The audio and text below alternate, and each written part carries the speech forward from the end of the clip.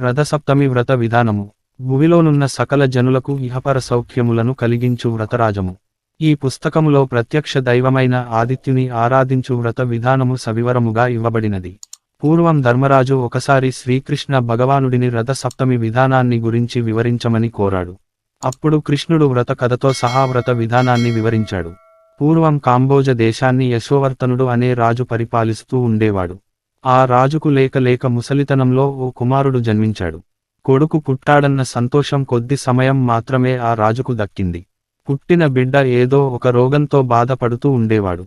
జబ్బున పడ్డ కొడుకును చూసి రాజుకు ఎంతో దిగులు వేసింది. ఎన్ని వైద్యాలు చేయించినా ఫలితం లేకపోయేసరికి క్రాంతదర్శనులైన ఋషులను పిలిపించి తన కుమారుడికి కలిగిన అనారోగ్యాన్ని గురించి చెప్పి దానికి విరుగుడు తెలియచేయమన్నాడు. త్రికాల వేదులైన ఆ ఋషులు రాజకుమారుడిని చూసి ఆ బిడ్డ గత జన్మనంతటినీ అవగతం చేసుకున్నారు. గత జన్మ